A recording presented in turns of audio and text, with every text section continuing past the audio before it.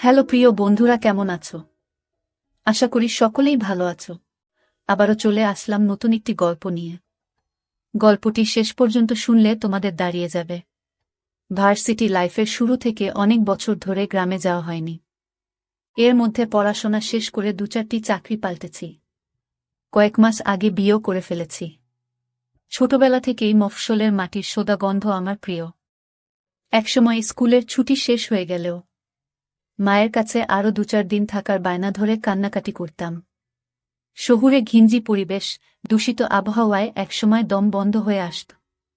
বড় হবার সঙ্গে সঙ্গে কেমন করে যেন বাতাসে সীসার গন্ধকে আপন করে নিতে শিখলাম।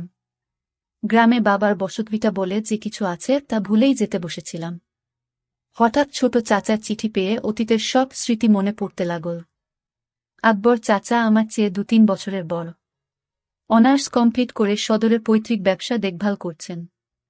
বড় 4 ভাইয়ের পর ছোট চাচা অবশেষে বিয়ে করতে চলেছেন। পাত্রী পার্শ্ববর্তী গায়ের, অনেকটা প্রেমের বিয়ে বলা চলে। তবে 2 পরিবারের সম্মতিতে বিয়ে হচ্ছে। এমনিতে গায়ে যাবার কোনো ইচ্ছে আমার ছিল না। তবে আমাদের দুজনেরই লম্বা একটা ছুটি রয়েছে সামনে। ছুটিতে এদিক ওদিক যাবার প্ল্যান করছিলাম কিছুদিন ধরে। সাদিয়া যেহেতু আমাদের গ্রামের বাড়িতে কখনো যায়নি, ভাবলাম এই সুযোগে দুজনে ঘুরে আসুক ছোটবেলার আবেগের স্থানগুলো থেকে। বাধাছাদা করে বিয়ের 4 দিন আগে এসি বাসে করে রওনা দিলাম। পরন্তু বিকেলে বাস থেকে নামতেই মফস্বল শহরের পোড়া তেল ও মাটির গন্ধ নাকে এসে ধাক্কা দিল। রিকশা করে 8 ঘণ্টা পর বাড়ির উঠোনে এসে নামলাম। আকবর চাচা নতুন ঘরের বারান্দায় বসে কয়েকটা লোকের সঙ্গে আলপচারিতায় মগ্ন ছিলেন। রিকশার টুংটাং বেলের শব্দ শুনে আমাদের দেখে হৈ হৈ করে এগিয়ে এলেন। ছোট বড় চাচাত ভাই বোন, চাচা চাচিরা এসে ঘরে ভিড় করতে লাগলেন। এতদিন পর তাদের দেখতে আসার কথা কিভাবে মনে পড়ল, সবার মুখেই এই প্রশ্ন। কিছু না বলে জবাবে আমি শুধু হাসি।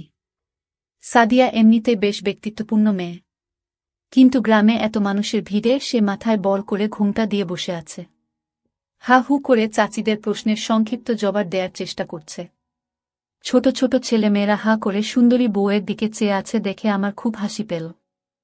হাত মুখ ধুয়ে বরচাচির ঘরে গরম ভাত।